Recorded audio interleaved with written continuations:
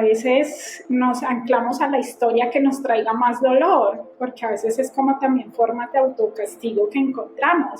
A veces cuando buscamos significados desde el nivel emocional a nuestras enfermedades podemos sentir que somos culpables de eso, podemos sentir algo de culpa y yo empecé a sentir eso, que yo misma me había generado eso, empecé a decir por tu falta de gestión emocional y de recursos y etcétera, te hiciste esto, le hiciste esto a tu cuerpo. Bienvenida, bienvenido a Suelta el 1%, un espacio de conexión donde exploraremos diferentes perspectivas y herramientas para sanar. Aquí encontrarás herramientas, experiencias y conocimiento que pueden acompañarte en tu proceso de crecimiento personal y despertar espiritual. Soy Carmen Zúñiga, terapeuta holística y nutricionista, pero sobre todo una persona como tú en constante crecimiento y expansión. Caminemos juntos hacia el 99%. ¿Quiénes realmente somos? Hola, hola, alma hermosa que estás del otro lado, escuchándome o viéndome a través de Spotify o YouTube. Bienvenida, bienvenido a Suelta el 1%. Y hoy, en este episodio número 7 del podcast, tenemos a nuestra primera invitada.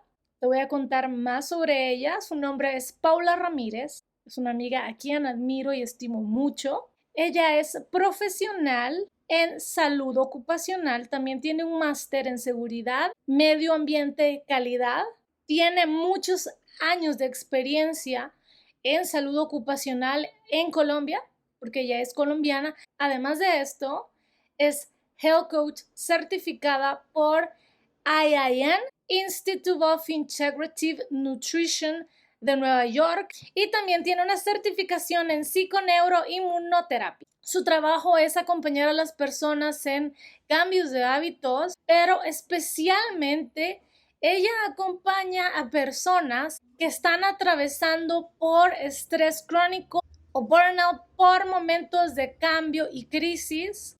De verdad, este episodio es muy emotivo y puedes llevarte muchas semillas de conciencia. Paula nos estará compartiendo su historia de vida y cómo ha utilizado muchos de estos retos, crisis, para transformarse y conectar con su propósito de vida. Espero que te lleves algo positivo de este episodio. Bienvenida, Paula, al podcast. Qué emoción tenerte en Suelta el 1%. Gracias, amiga, me encanta. Y ese de Suelta el 1%, nada más esta mañana lo estaba leyendo el nombre.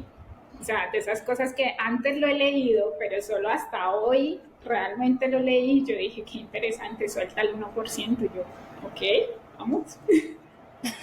Sí, es como aventurarnos a vivir de otra manera, que es mucho de lo que particularmente tú compartes con tu contenido, de otra manera de ver las crisis, el burnout y todo tu contenido tan hermoso que compartís, y definitivamente tenías que estar en este podcast. Sabes que soy fan de tu contenido me ha acompañado en muchos momentos difíciles, y por eso quiero empezar el episodio con una pregunta que tiene que ver mucho con tu historia y con todo este contenido que compartes ahora, Pau, y es sobre si siempre, bueno, en tu historia de vida habías visto el bienestar, la salud de la forma en la que la compartes ahora. Esa es una muy buena pregunta y no, nunca la había visto de la forma, ha ido transformándose, sí, y pienso que eso es algo muy bueno porque la vida es constante cambio, estamos en constante transición, y la salud y el bienestar va muy ligada a nuestro momento de vida, a nuestro contexto de vida. Entonces, en cierto contexto, ciertas cosas pueden parecer muy saludables, muy sanas. Entonces, los hábitos, las cosas que solemos llamar que traen, que son saludables, que traen bienestar, hay que ponerlos en contexto, ¿no? Porque en ciertos contextos puede ser muy bueno y en otros no tanto. Y mi visión del bienestar sí se transformó muchísimo. Digamos que siempre, desde muy pequeña, desde mi adolescencia, sí era muy consciente de muchas cosas, de la importancia, por ejemplo, de la actividad física. Yo no era la más deportista, pero practicaba cierto grado de movimiento. La alimentación también era un tanto consciente, ¿sí? Digamos que tenía ciertas prácticas que no se suele asociar a un momento de vida, por ejemplo, de un adolescente, ¿sí? Era muy consciente desde esa edad muy temprana. Y ya posteriormente, por mi carrera, que es salud ocupacional, y por mi trabajo que tenía en ese momento, pues obviamente mi grado de conciencia era mucho más amplio en temas de bienestar, al menos dentro de un contexto laboral, ¿sí? De esa perspectiva era muy profundo. Sin embargo, sí tuve una temporada en la que la alimentación lo era todo. O sea, para mí la alimentación lo era todo, era estricta con la alimentación, cero azúcar, que cero harinas refinadas, etcétera, mucha actividad física, y para mí eso lo era todo. Yo decía, la alimentación parte de todo, ¿sí? Sin embargo, durante la etapa que sobrevino después de que yo dejo un trabajo corporativo, mi papá fallece por un cáncer de hígado, por esa etapa que sobrevino después, yo comprendí que la alimentación no era todo, porque yo seguía alimentándome súper bien, pero yo me sentía muy mal. O sea, la relación era indirectamente proporcional, ¿sí? Entonces, empecé a descubrir otras cosas, y en ese momento yo estaba haciendo mi certificación como Health Coach integrativa y empecé a descubrir otras cosas, empecé a probar otras cosas, y mi visión cambió totalmente de ver la salud y de ver el bienestar. Se amplió.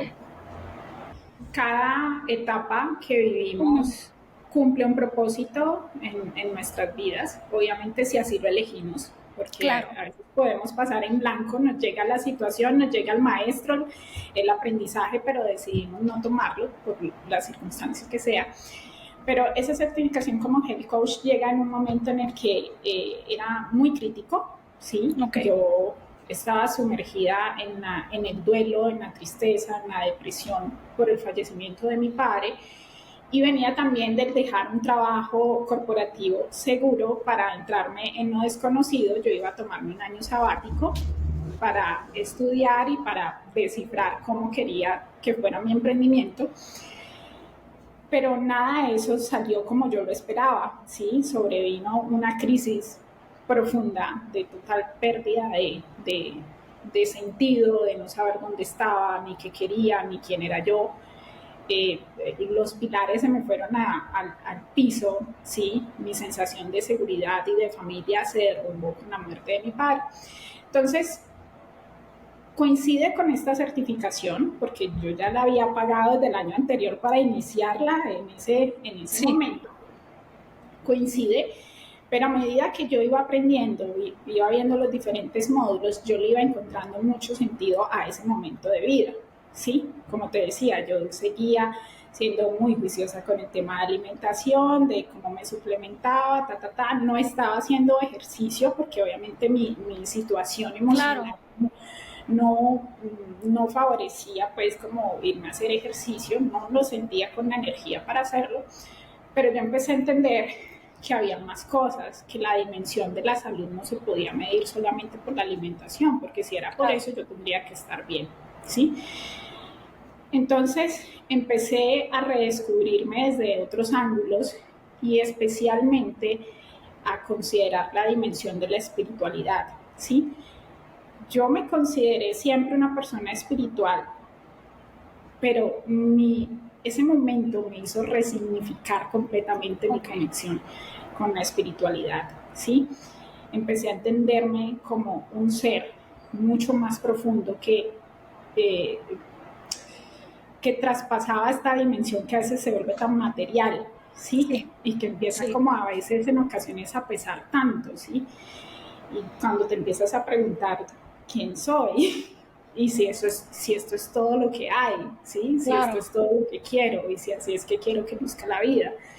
Entonces, claro, a medida que iba haciendo la certificación, yo lo iba encontrando en mi propio proceso, ¿sí? Y lo sigo encontrando, porque es que nunca, eso no para, ¿sí? Eso constantemente está pues como evolucionando.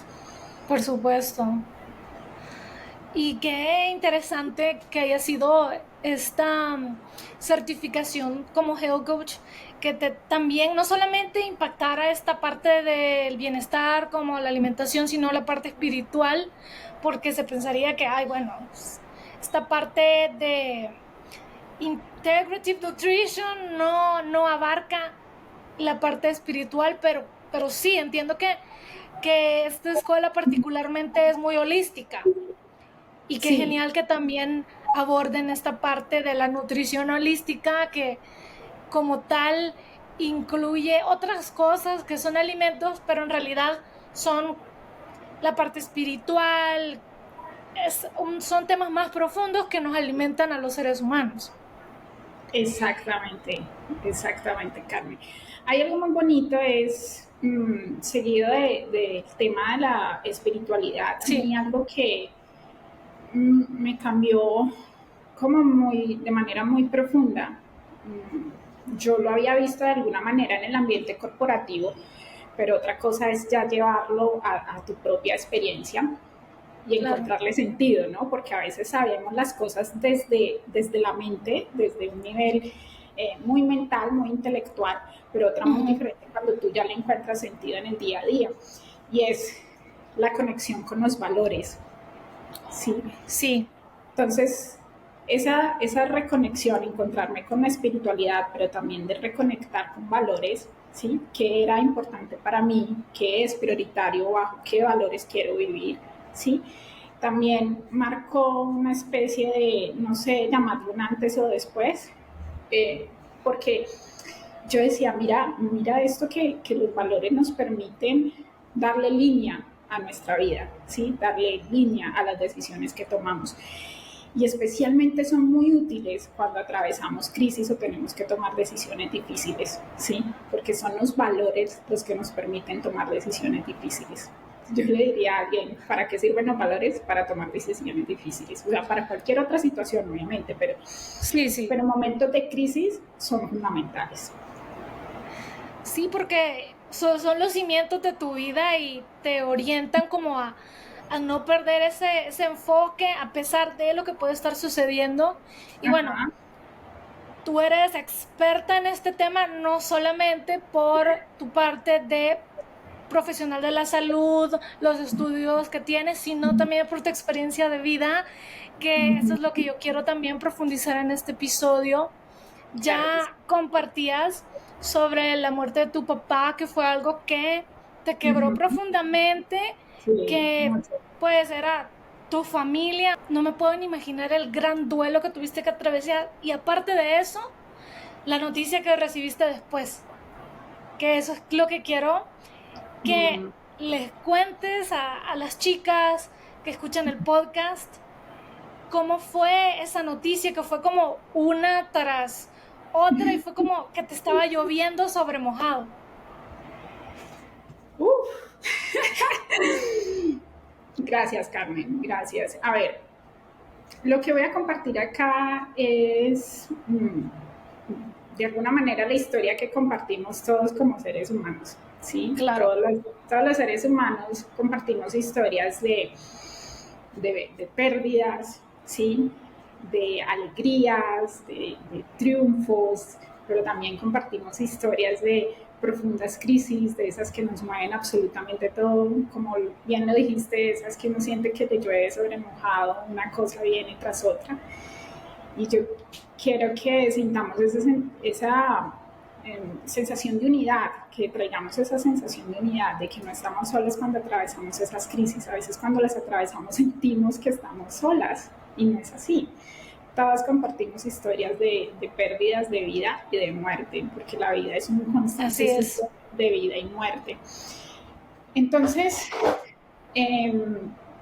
mi historia, bueno, voy a contarlo así muy rápidamente. Una parte inicial es, yo trabajaba para una gran aseguradora, tenía un empleo seguro, muy bueno, etcétera. Me sentía bien hasta cierto momento. Tuve un cambio a nivel laboral dentro de esta compañía y en ese cambio sucedió una contingencia y yo tuve que asumir la responsabilidad de 2 cargos, ¿sí? Al asumir esa responsabilidad de esos 2 cargos, yo no estaba preparada para esa situación. Hoy día lo acepto con toda la humildad del mundo. Precisamente lo que me llevó a parte de la crisis que tuve en su momento fue pensar que podía con todo, ¿sí? Y no lo quería aceptar. Y para mí fue muy complejo porque fue verme de lleno metida en una oficina, cuando mi trabajo antes era muy dinámico, luego verme metida en una oficina, que eso era algo que yo no quería porque yo esencialmente me gusta moverme, no me gusta sentirme encerrada haciendo una sola cosa. Entonces, por muchas situaciones, por temas de políticas de la compañía, había ciertos temas de maltrato laboral, ¿sí? De abuso de poder con personas que estaban en niveles superiores a mi posición. Empecé a tener episodios de estrés agudo y eso se me fue convirtiendo en un estrés crónico, lo cual desencadenó en burnout, ¿sí? Yo en ese momento yo no sabía qué era lo que estaba atravesando, para mí eso no tenía nombre y yo soy especialista en riesgos laborales, pero no lo tenía tan claro, yo no sabía que era burnout lo que estaba sufriendo. Y en ese momento yo ya venía considerando retirarme porque yo quería emprender, ¿sí? Yo quería tener mi propio negocio y manejarlo bajo mis propios términos. ¿En qué? No sabía todavía, ¿sí? Y eso yo empecé a tener muchos síntomas a nivel físico, a nivel mental, emocional, y yo un día decidí que me iba, ¿sí? Finalizando año dije, me voy. Yo renuncio, mi papá ya venía con una sintomatología, a él siempre le habían dicho que lo de él era muscular, que era una osteocondritis, que era un dolor lumbar, en fin, ningún médico le daba con lo que realmente era. Y yo renuncio y a los 8 días a mi papá le diagnostican cáncer de hígado, ¿sí? En etapa 4, o sea, estaba muy avanzado. El tumor que él tenía era casi del tamaño del hígado de él, ¿sí? Entonces era gigante el tumor. Estaba en etapa 4, no era operable, básicamente ya era de cuidados paliativos. Y este proceso prácticamente lo afrontamos solo los dos, ¿sí? Mi familia primaria, por diferentes situaciones, mi padre y mi madre son divorciados, ¿sí? Hay un hermano, etcétera, pero por situaciones pues de nuestra dinámica familiar, siempre en los últimos años fuimos muy mi papá y yo, por eso yo te decía, mi familia era mi papá, ¿ya? Entonces, el transcurso de la enfermedad de mi papá lo vivimos prácticamente los dos, ¿sí? Y mi papá fallece tan solo 6 semanas después del diagnóstico. Súper rápido. El deterioro de la salud de él fue supremamente rápido. Yo digo que en parte él a mí me lo manifestó, él me dijo que él no tenía miedo de morir, que él sentía que todo lo que había querido hacer lo hizo y que se iba en paz. Entonces yo creo que hay personas que en ese contexto se les facilita mucho más soltar este plano físico. Y yo entiendo que eso fue como en parte lo que pasó con mi papá. Mi papá fallece y eso se me combinó como con un tema como de culpa, porque yo decía, no, yo soy profesional de la salud, como no vi desde antes las señales de la enfermedad de mi papá, imagínate eso, ni porque yo fuera médica. Pero pues a veces la mente nos pega esas pasadas y empecé a sentir como mucha culpa Y adicionalmente, Carmen, se me vino una oleada, cuando muere mi papá, se me vino una oleada de situaciones a nivel familiar, ¿sí? Tú sabes que la muerte desencadena muchas cosas, no solamente a nivel dolor emocional y mental, sino que también desencadena cosas a nivel material, ¿sí? Sí, sí, por supuesto. En este plano, ¿no? Y eso trae una cantidad de situaciones y a mí el mundo se me derrumba, literal. Yo sentí que todo se me derrumbaba, ¿ya? Y súmale a esa sensación de abandono. Yo de por sí tengo una herida de abandono en la que sigo trabajando, ¿sí? Que proviene desde la infancia. Entonces, si tú traes una herida de abandono y eso se te junta con que una persona muy cercana de tu círculo familiar o lo que sea, pues se va físicamente, pues imagínate dónde puede, Claro. eso se convierte como en un caldo de cultivo. Y allí inicia una profunda crisis. Se junta el hecho de que yo no había tenido la posibilidad todavía de regularme del burnout del que venía de la empresa donde yo había renunciado, con el cansancio físico, emocional, el agotamiento de cuidar de una persona que está en sus últimos días, más todo el tema del duelo, ¿no? Y ya del verme en una situación en la que decía, y no tengo trabajo, y no siento la energía ahora de emprender, y estoy estudiando, estaba haciendo una certificación, ¿sí? Y allí se desata pues como una cascada. Un día, cualquiera, Sí. yo estaba en el cuarto, sentada sobre la cama, y me voy a levantar, ¿sí? Y siento un profundo dolor en la parte superior de mi abdomen, ¿sí? Como lo que llamamos a veces como la boca del estómago, ¿sí? Como Sí, sí. en ese punto, no sé pues cómo llamarlo. Y siento un profundo dolor que prácticamente no me permitía caminar, ¿sí? Ni siquiera ponerme erguida. Y yo voy a buscar el teléfono, el celular para poder llamar, a pedir ayuda, porque literal yo sentía como que si me fuera a morir, o sea, era un dolor súper profundo. Mejoró, al cabo de unos minutos se me pasa, yo lo dejo así porque obviamente estaba Claro, mil cosas, sí. con todo este proceso, y un mes después vuelvo a experimentar este dolor. Ahí yo dije, esto no está normal. Y yo venía bajando mucho de peso, ¿no? O sea, estaba perdiendo peso en los últimos 6 meses de forma muy acelerada. Y yo dije, esto no está normal, y decido pues ir al médico. A mí me hacen una radiografía y me encuentran una masa en el páncreas, ¿sí? El radiólogo me dice, te tengo que remitir.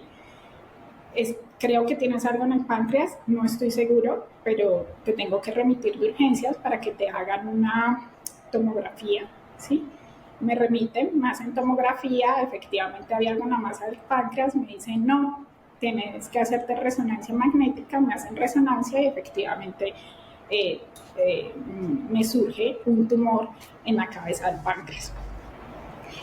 Y este tumor tiene la característica tiene características de tumor benigno, como tiene características de un tumor que se considera premaligno, ¿sí? No que sea maligno, sino que él puede llegar a convertirse en algo maligno. Puede, no es seguro, pero puede. Pero ese puede hace que claro, levante la alerta, y en muchos casos deciden operarlo, ¿sí? En la mayoría de los casos deciden operarlo. Y eso fue como, Carmen, como el punto en el que yo dije, no puedo más, ¿sí? No puedo más con esto. Yo empiezo a tener crisis de ansiedad, en la noche empiezo a tener ataques de pánico, que literal yo me tenía que retirar como de las ventanas del apartamento donde vivo porque yo temía por perder el control, ¿sí? Sí, te entiendo, sí, sí. Fue una época muy oscura, muy compleja de llegar a decir si realmente todo esto valía la pena, ¿sí? Claro. Y empecé a ver ese tumor como una puerta de salida, ¿me entiendes? O sea, yo empecé a decir, lo que sea que me quite este dolor profundo que tengo por vivir, ¿sí? Es muy difícil decirlo, pero a veces hay crisis que nos llevan a pensar que la vida duele tanto que simplemente no quisiéramos sentirla más, ¿sí? Y ahí es donde yo digo, voy a buscar ayuda, esto me sobrepasa, no puedo más, yo no puedo más con esto, tampoco era justo con, con mi pareja, ¿sí? Porque es una situación muy difícil, y decido buscar ayuda terapéutica. Di con la fortuna de dar con una terapéutica holística, lo cual fue una gran bendición por su abordaje, no solo desde lo cognitivo y lo mental. Yo ya había estado en terapia hacía muchos años atrás, que había buscado también pues como atender ciertas cosas a nivel personal, pero no me gustaba porque era muy cognitiva, ¿no? Era muy mental, y yo decía, bueno, eso lo puedo hacer yo. Pero esta nueva terapeuta era muy holística, entonces la abordaba desde lo mental, desde lo emocional, desde lo espiritual, desde la alimentación, con la meditación, con diferentes prácticas que me pudieran ayudar. Y así empiezo yo como a recorrer pues como un nuevo camino, pues. Ha sido todo un viaje, Pau. ¿Cuánto tiempo duró todo este proceso entre la muerte de tu papá y para que descubrieras que tenías este tumor en el páncreas? Bueno, desde la muerte de mi papá fallece más o menos en febrero, y a mí me descubren el tumor en el páncreas a comienzos de junio. O sea que marzo, abril, mayo, junio, apenas 3 meses después. Sí. Apenas, bueno, muy reciente. Sí, muy reciente, y por lo menos no tuvo que pasar, digamos, un año y estar como en esa zozobra de no saber qué pasa o qué sucede. O sea, realmente fue bastante rápido. El diagnóstico, o sea, sí, el diagnóstico, sí. Del saber qué había y todo eso, porque finalmente yo en este momento continúo en seguimiento, ¿no? Y probablemente, como dice mi médico, hasta que no definamos lo contrario, no es cirugía, la cirugía es muy compleja, la cirugía es de alta complejidad y solamente está indicada en caso de confirmarse que se trate de un tumor que sea premaligno, ¿no? En mi caso, a mí me han tomado biopsias, sale benigno, pero el riesgo es que la muestra se tome de un punto donde... Claro. Desde donde sea benigno. Él puede tener diferentes puntos con diferente naturaleza. Y el tema es que los tumores del páncreas son los menos estudiados del ámbito de la medicina, desde la connotación de un posible cáncer, ¿no? Entonces yo continué en seguimiento, y de ahí, de ese momento del diagnóstico, se desprenden pues varios exámenes, procedimientos médicos, biopsias, con todo lo que eso pues implica. Sí, un gran riesgo. Sí, un gran riesgo. Perdón que te interrumpa, ya lo hemos hablado antes, y me comentabas que el que te hagan una biopsia es un proceso que ha sido traumático, tanto a todo nivel, no solo físico, sino emocional. Para quienes no sepan cómo es este procedimiento de biopsia de un tumor de páncreas, ¿nos podrías explicar? Porque entiendo que los cánceres de páncreas son invasivos, son agresivos. Son agresivos. Sí, entonces no es como que sea tan fácil ir a sacar un tumor. No, es muy complejo, y sobre todo porque está en la cabeza del páncreas, ¿sí? Mi médico tratante, que ha sido como un angelito también en el camino, me dice, si estuviera en la cola del páncreas, yo te lo hubiera sacado hace mucho tiempo y hubiéramos solucionado ese asunto así. Él es cirujano, ¿no? Un cirujano, oncólogo, entonces tú sabes que ellos son corto, saco, chao. Sí.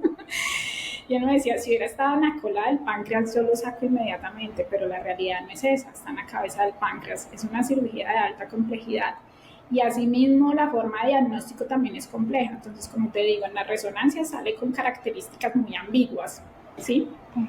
Entonces, te lo puedo sacar, pero la cirugía es de alto riesgo, muy compleja, pero te lo dejo, pero también estamos corriendo otro riesgo, ¿sí? Entonces tienes que estar en constante seguimiento. Entonces los seguimientos son resonancias y biopsias. La biopsia es un procedimiento que se hace con anestesia general, ¿sí? Ni siquiera es sedación, no, es con anestesia general. Literalmente es como si te fueran a hacer una endoscopia. Sí, sí, sí. Solamente que todo este equipo va con una aguja, pasan por tu duodeno Sí, sí. y tienen que atravesar el páncreas en diferentes puntos para poder tomar muestras y retirarlas, y el patólogo pueda decir si la muestra es o no confiable, es de Sí, calidad. sí. Y lo que sucede en la primera biopsia que a mí me toman es que hago una complicación. Sí, hago una complicación, me da una pancreatitis que me llevó a urgencias y estuve hospitalizada por ello, ¿sí? Esto te estoy hablando ya allí llevamos un año, ¿sí? Sí, sí, un año, sí. Estas situaciones y yo hago una complicación. Entonces, lo que eso hace es que actualmente mis biopsias de seguimiento solamente me puedan pasar la aguja una sola vez, porque como el páncreas ya tuvo una pancreatitis, no me puedo exponer a tener otra pancreatitis. Sí, es muy riesgoso. Entonces, se combinaron como varias cositas, se combinaron varias cosas y eso ha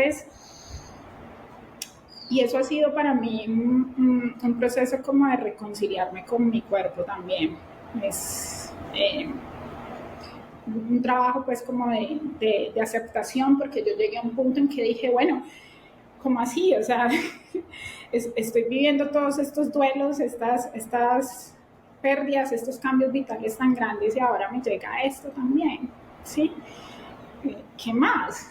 ¿Sí? Y fuera de eso mi páncreas se inflama y se necesita hacer el examen.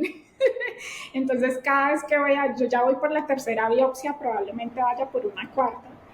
Entonces cada vez que me voy a hacer una biopsia siempre estoy pensando que no se vaya a inflamar, que no se vaya a inflamar mi páncreas. ¿Y cuánto tiempo estuviste hospitalizada por esa biopsia que, bueno, se complicó? Como 5 días, Ok. 5 días más o menos, sí, como 5 días. Afortunadamente fue una pancreatitis leve, afortunadamente.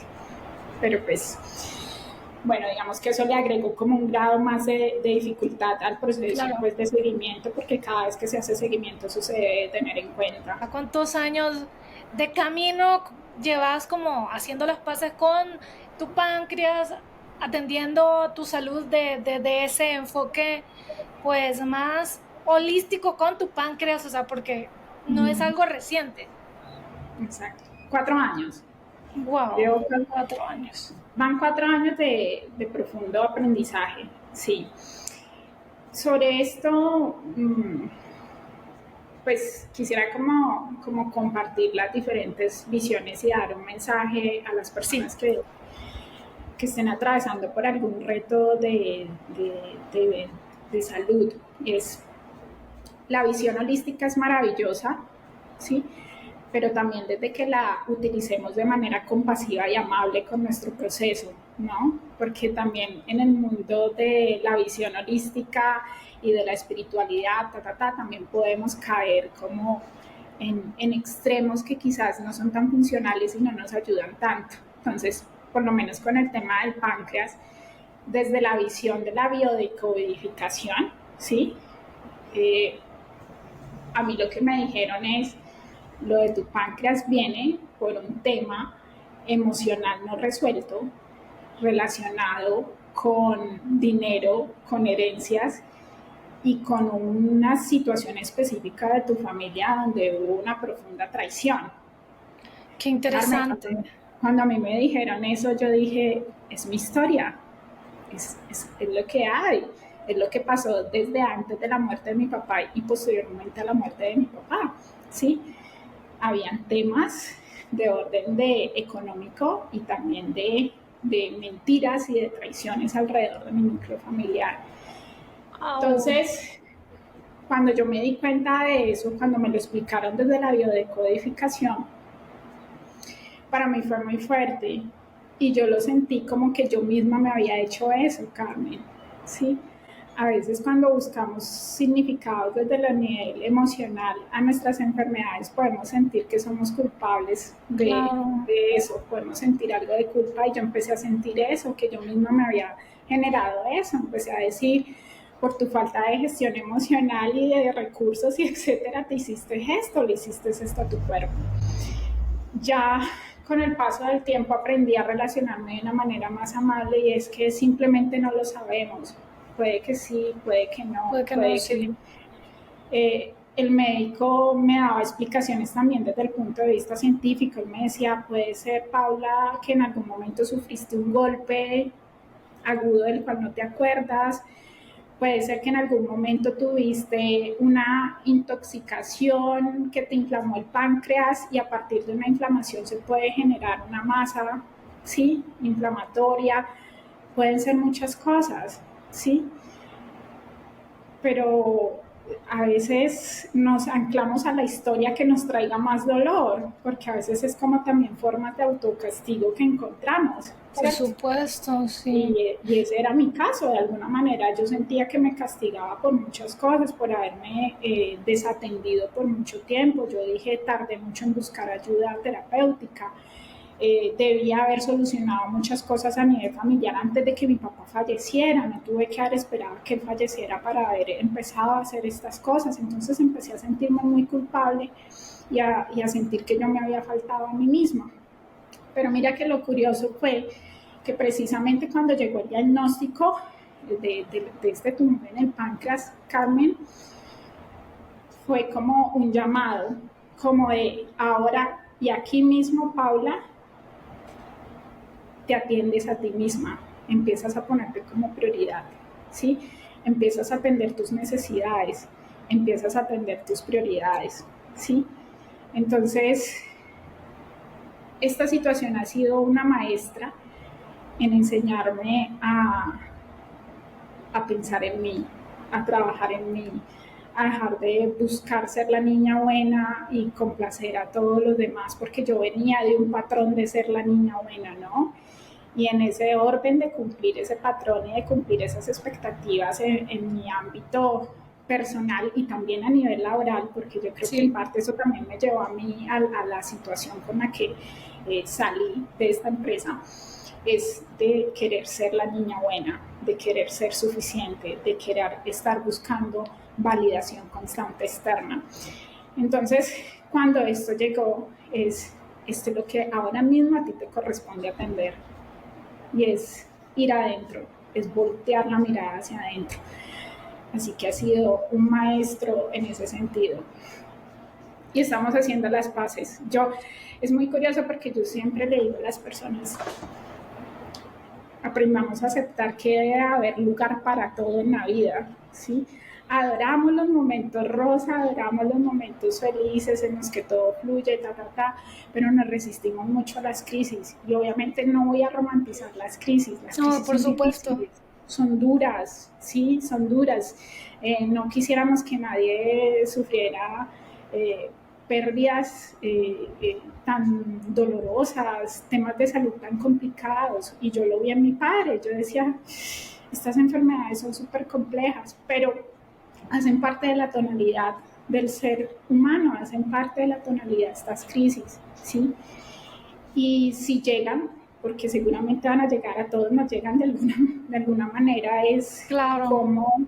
cómo les doy su lugar, ¿sí? Porque ellas llegan a mostrarnos dolores, dolores que necesitamos atender. Entonces, a mí mi páncreas, con su tumorcito allí, me enseñó que hay espacio para todo. Entonces, hay una forma en la que yo me hago un chiste, ¿no? Yo me pongo la mano en el páncreas y yo les digo, tanto al páncreas como a la masita, les digo, aquí hay lugar para todos, vamos a estar tranquilos. tú, tú estate quieta, no nos operan, ya. Por supuesto. Y mira que lo llevas con bastante humor ahora. Obviamente ha sido todo un proceso de años. Ha Claro, sido, este chiste antes sí, no. sí. O sea, un proceso también de años y como decís, de aceptación, de darle lugar a las cosas. Y también yo empatizo mucho con lo que compartías, por ejemplo, de ser una niña buena, que particularmente no solo es un tema de pues familiar, sino social, también Muy cultural, sí. cultural, cultural por el hecho de ser mujeres, es todo un Ajá, tema que andamos cargando de nuestro linaje, etcétera, así es. y que muchas enfermedades o condiciones de salud comparten esas heridas, esa búsqueda de Sí. validación, este querer ser buena, perfecta, hacerlo todo bien, que me miren. Ujú, ujú. A mí me ha pasado con el tema de la tiroides, que se relaciona también con eso de no ponerme de primero, callarme, buscar que los demás estén bien y yo de último.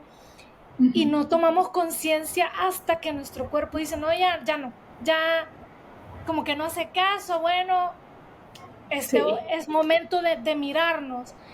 sí. Entonces es bien curioso cómo el cuerpo en su sabiduría nos lleva al punto de forzarnos, trabajar en Ujú, nosotras, ujú. vernos y, o sea, como podemos evitarlo o como no, nunca lo vamos a saber porque pues es parte de la vida y como dices, o sea, son los matices, es como en la música que hay espacios. Y ese Sí, espacio en blanco da el ritmo y hace que la música suene de esa manera, si no fuera solo ruido. Y exacto. creo que la parte también espiritual es como aceptar que sí venimos a este mundo a experimentar cosas hermosas, pero que también venimos a atravesar estos desiertos y este dolor y que aunque no nos guste son grandes aprendizajes y grandes maestros. Ujú. Pero tampoco, como también decías, comprar estas historias de porque le encontramos, buscamos encontrarle todo el significado, el médico, el científico, el espiritual, la Ujú, biodescodificación, entonces ujú. nos agarramos de eso como para justificar lo que hicimos Exacto. mal, Ujú. para estarnos dando latigazos como mi Así es. culpa, por mi culpa, y la verdad Por es mi que culpa. Sí. sí, o sea, nunca lo vamos a saber porque hay muchas cosas Ujú, que pactamos, cosas que simplemente suceden, porque la vida es así, y eso me parece muy bonito, porque ujú. muchas personas se quedan ahí, se quedan en la Sí. culpa, se quedan en el dolor, y es como, bueno, lo que me tocó, y ya no hay Sí. más, de aquí me Sí. quedo, y, o sea, sí, también es válido el que no podamos lidiar con estas situaciones dolorosas, pero no estamos solas, no estamos solos y siempre Ujú. van a haber profesionales, personas cercanas, Así es. familiares, parejas que aunque no entiendan del todo cómo nos sentimos, nos pueden apoyar. Así es. Carmen, y allí hay algo que quiero como compartir que me parece Sí, importante y es aceptación no significa resignación, ¿sí? así es. Y, y lo recordé en el momento en que dijiste de, ay, es que también podemos asumir la actitud de víctima y es que eso, y obviamente vamos a vivir temporadas de actitud de víctima. Claro, Yo estuve en modo víctima como un año, Carmen, o sea, de que yo decía, pero ¿por qué a mí? O sea, no es suficiente, se murió mi papá, sí, estoy perdida, familia desintegrada, amigos que tampoco, pues, o sea, desaparecieron de la escena, claro. etcétera. Y yo dije, pero ¿por qué a mí? Y la víctima, ¿no? Después de un año yo estuve así en modo víctima y eso es normal, ¿sí? Tenemos que entender que todas estas fases hacen parte del duelo de vivir estos Por momentos. supuesto. Pero también es recordar que cuando nos empezamos a mover hacia la aceptación, aprendemos a estar en paz y la aceptación no es resignación, la aceptación es que yo puedo acoger todo lo que llega, ¿sí? Sin resistirme, porque en la resistencia hay mucho dolor y hay mucho sufrimiento, ¿sí? La aceptación es que yo puedo recibir todo esto que me llega, pero que me comprometo con mi experiencia humana, sea como sea que yo la quiero vivir, que vamos a agarrar las herramientas, nos vamos a apoyar en nuestra comunidad, nos vamos a anclar en nuestra espiritualidad, en nuestras creencias, en Dios, como tú lo llames, en el universo, la vida, etcétera, la madre tierra. Me voy a anclar de allí y vamos a seguir, ¿sí? Vamos a seguir hacia adelante, lo que sea que eso signifique para ti, ¿sí? Entonces, aceptación no es resignación, pero también hay otro mensaje importante, es que a veces estas cosas llegan de estas crisis que se nos juntan, estas situaciones, así que a 1, 2, 3, 4, 5 crisis que se te junten, a veces es una forma en que la vida nos dice, deje de luchar, ¿sí? Las crisis no son para lucharlas, a veces el principal mensaje de la crisis es, deje de luchar, pare de luchar. Por supuesto. La vida no es una lucha, ¿sí? Aquí no se trata de pelear contra la vida, no se trata, a mí no me gusta mucho el término de la pelea contra el cáncer, esta campaña mundial de que sí, totalmente. La lucha contra el cáncer, no me gusta mucho el término de la lucha contra el cáncer, lucha, esa palabra me parece muy fuerte. Sí, sí.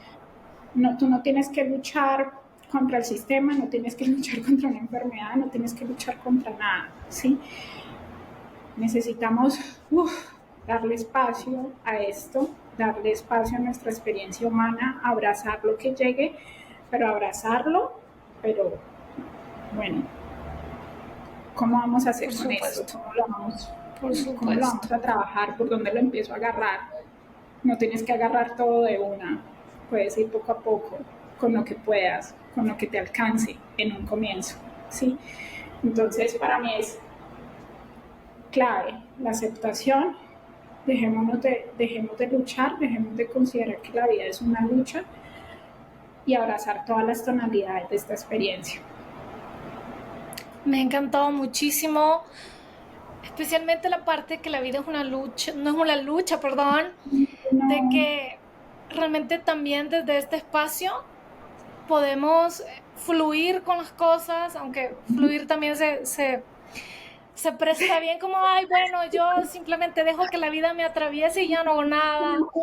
Que la vida me ahogo y ya no, o sea, siento que eso también se pierde en el término, pero sí, completamente de acuerdo con que no hay que luchar, porque al final es tu propio cuerpo y sigues habitando tu cuerpo, y ¿por qué lucharías contra eso como si fuera tu peor enemigo? O sea, es parte de tu cuerpo. Por supuesto, y parte también de tu experiencia de vida, y verlo de esa manera es bien como de controlar, es como lo que estamos acostumbrados quizás de controlarlo todo como si fuéramos, no sé, omnipotentes, y la verdad no. O máquinas, sí. Y la verdad es que siempre va a haber algo más grande que nosotros, poniendo un orden a pesar de que no entendamos el orden de las cosas que están sucediendo. Sí.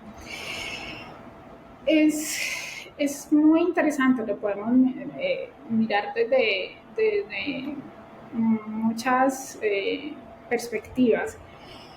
Y hay también un componente de a qué me estoy resistiendo, ¿sí? A qué nuevas situaciones me estoy resistiendo, a qué le temo renunciar, ¿sí? Porque a veces hay cosas donde uno necesita hacer renuncias para poder avanzar, y a qué me estoy resistiendo. Entonces, mira que en retrospectiva, cuando yo miro que se juntan todos estos duelos de muchos tipos a nivel profesional, a nivel de muerte física de mi padre, a nivel de dejar de identificarme con una profesión también, ¿sí? De verme en un territorio nuevo. Claro. Yo posteriormente, y te voy a decir que eso fue 2 años después, mira el mensaje aquí tan importante para todas las que estamos aquí participando de este espacio, es que todo tiene su proceso. O sea, que yo pueda ahora hablar aquí, hace un tiempo yo no podía hablar de esto sin llorar y sin sentir que me derrumbaba. Todo esto viene de un proceso, ¿no? Sí, entonces los procesos tenemos que vivirlos. Claro. Y yo 2 años después de todos estos momentos tan convulsionados, yo llegué como a una conclusión, y es que yo siempre pensé que lo más duro había sido el duelo de la muerte de mi papá. Luego comprendí que no, que el duelo más fuerte que yo estaba viviendo, Carmen, era mi resistencia a verme en un nuevo escenario y en un nuevo contexto donde muchas cosas que estaban antes ya no iban a estar, ¿sí? No era tanto soltar a mi padre, Claro. ¿sí? Era la resistencia a este nuevo escenario en el que yo estaba entrando, ¿sí? Entonces, luchamos, pero también nos resistimos y no nos dejamos abrazar por las nuevas cosas, por los nuevos escenarios que llegan. Entonces, cada muerte trae vida y cada vida trae muerte. Entonces, cuando a ti te llega un nuevo escenario, eso es por decir una forma nueva de vida y que probablemente más adelante también va a morir, ¿sí? Entonces, es una forma en la que la enfermedad, la muerte, las pérdidas a nivel laboral, las pérdidas de amigos, familiares, etcétera, nos enseñan la naturaleza cambiante de nuestra experiencia humana, ¿sí? Y que soltar va a doler, pero que a veces puede traer más resistencia, más dolor, sí, es a lo que nos estamos resistiendo que ya viene y que trae ahí un montón de regalos para ti, ¿sí? Y esos regalos vienen disfrazados de muchas formas, ¿no? No estoy hablando solamente de cosas maravillosas, vienen de nuevos aprendizajes. Por supuesto. Por supuesto, y ¿te imaginabas ser la Paula que eres ahora, hace 4 años? No. Nunca, Carmen, porque en este camino sí que he tenido que tomar decisiones que han sido muy difíciles, sí, han sido decisiones muy difíciles, sobre todo en el plano familiar, sí. Ay, lo que pasa es que eso es otra historia, ¿no? Porque es que se nos enseña que la familia es todo, ¿no? Por supuesto. Que la familia es todo y a veces no es así. Es que nosotros podemos resignificar el sentido de familia. Así Entonces, es. En pro del tema de la familia se nos enseña a aguantar muchas cosas, ¿sí? Que incluso van en contra de nuestra seguridad física, de nuestra integridad, de nuestra dignidad, así es. ¿sí? A nivel mental, emocional, física. Y yo estaba en un contexto familiar muy disfuncional, ¿sí? Demasiado disfuncional, Carmen. Entonces yo en ese camino tuve que tomar decisiones muy difíciles, decisiones que antes nunca me hubiera atrevido a tomar para poder abogar por mí, para poder defender mis derechos, para poder hablar mi verdad, para poder expresar todo lo que nunca antes pude expresar, para poder reconocer cosas que habían pasado y que siempre habíamos hecho de cuenta que no habían sucedido, ¿sí? Entonces, esta Paula de ahora, si yo puedo definirlo en unas cuantas palabras, diría que me celebro la valentía, ¿sí?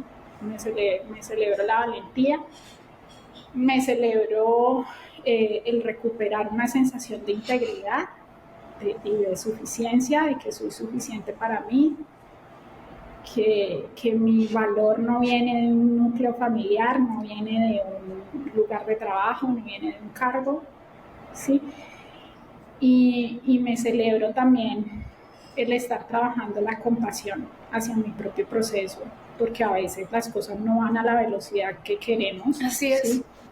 Ni con los matices que queremos, pero pues bueno, lo importante es que te mantengas en el foco de lo que quieres vivir, lograr, experimentar.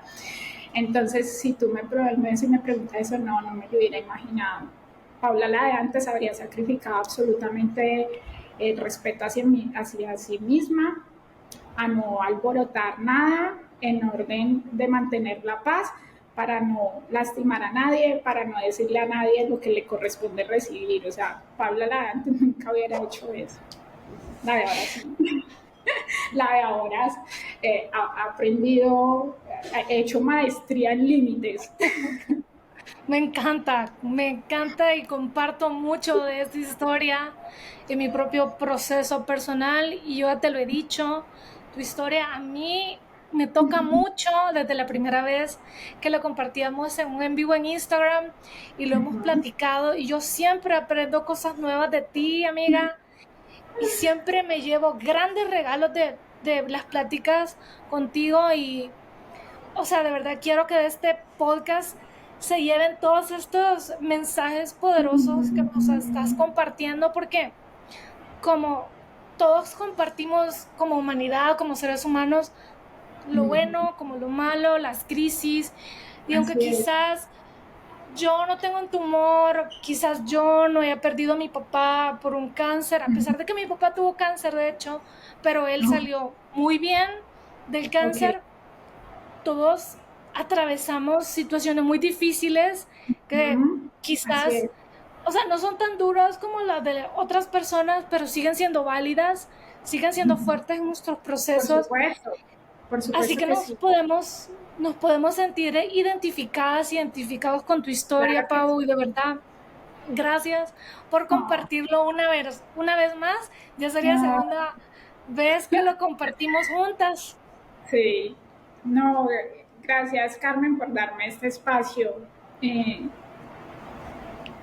y gracias por recordar que es que no tenemos que vivir la crisis súper profunda de muerte, enfermedad, etcétera, diagnósticos, complicaciones, etcétera. Así No, es. no, no. Cada persona vive sus propios procesos y si sienten que le abruman, es real, es válido Así es. sentirlo, ¿sí? Hay que validar todo. No, no, Así es. aquí no, esto no es una competencia, Así es. porque de hecho a mí también me sirvió ponerlo en perspectiva, sí, ponerlo en perspectiva, y es que cuando yo iba a estos seguimientos médicos al lado mío en las salas de los posoperatorios o posprocedimientos, uno ve historias de vida súper complicadas. Yo decía, yo estoy en un contexto en el que tengo muchas cosas a favor, ¿sí? Entonces, gracias por recordarnos que todo es válido, todas las tonalidades son válidas y que también vale la pena poner en perspectiva también lo que vivimos. Por supuesto. Y que todos compartimos esta experiencia humana, que nadie tiene la verdad Así es. absoluta de, de que te atrevas a experimentar la vida, pero sobre todo que te atrevas a ser fiel a tu esencia, a vivir en concordancia con ella, en armonía con ella. Y bueno, yo pues, quiero nuevamente agradecerte por este espacio y algo muy importante es que hablarlo, tener con quien hablarlo cada vez libera más porque sanamos en comunidad, ¿sí? Así es. Y el poder de estos podcasts, tú no necesariamente tienes que tener a alguien enfrente físicamente, el mero hecho de escuchar la historia de alguien más o que tú puedas compartir la historia de alguien más, ayuda a que cada vez eso sane más, o sea, más liviano, llevar. Así es, completamente. Gracias, gracias, Pau. Y A ti, a ti. de verdad, ay, yo estoy muy emocionada y no va a ser nuestro primer podcast juntas, van a haber 2 podcasts más. Y bueno, has dicho Así. muchas cosas poderosas y bueno, para ti que estás escuchando el podcast, te quiero recordar 2 cosas que nos acaba de decir Pau sobre estas preguntas que pueden surgir en momentos de crisis. Una, ¿a qué me estoy resistiendo? La otra, ¿qué no estoy decidiendo renunciar o qué no estoy dispuesta a renunciar? Estas 2 preguntas, de verdad hay que hacerlas cuando estamos Hay en que hacerla. momentos de crisis.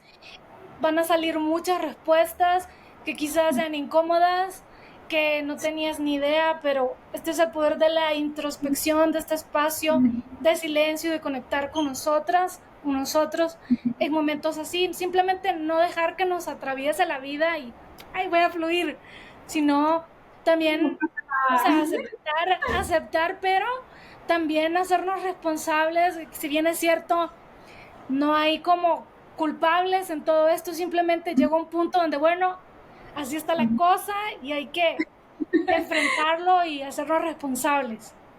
Sí, esto es lo que hay a veces, pero Sí, nuevamente, esto es lo que hay, pero no por eso nos cruzamos de así brazos. es, así es. Y también quiero cerrar con algo también que me parece muy importante como de enmarcar, y es que no es necesario tener que pasar por una situación de dolor, una enfermedad, Así es. para empezar a hacer cambios. Que de hecho creo que yo lo compartía en una newsletter ayer, que estamos tan, o sea, acostumbrados a soltar cuando duele, cuando ya pesa demasiado, porque estamos demasiado desconectados de nosotras, que hasta que ya no puedo más, entonces ya suelto. Aferrarnos genera mucho más dolor que lo incómodo, lo doloroso que es soltar lo conocido. Sí. Y entonces siempre hay que estar como tratando de cultivar esa conciencia que requiere que estemos en el momento presente.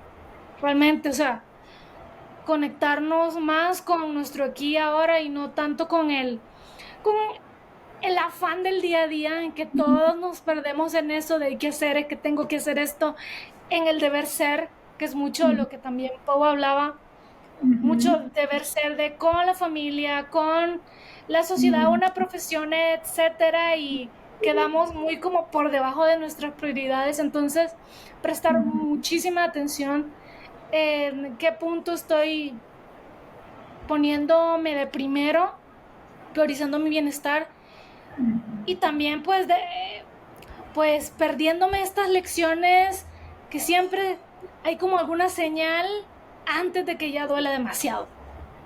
Exacto. Y una última cosa que quisiera agregar allí es que ponernos a atender nuestras necesidades y ponernos de primero no es egoísta, ¿no? Porque ese es otro mensaje que nos ha dado la sociedad, que si nos priorizamos somos egoístas. Mucho cuidado con eso, porque la mejor manera en la que vamos a estar bien como sociedad, como comunidad, como en nuestros hogares, es en la medida que cada persona aprenda a estar primero bien, ¿sí? Una madre o un padre no puede entregar lo mejor a sus hijos si primero no están bien ellos.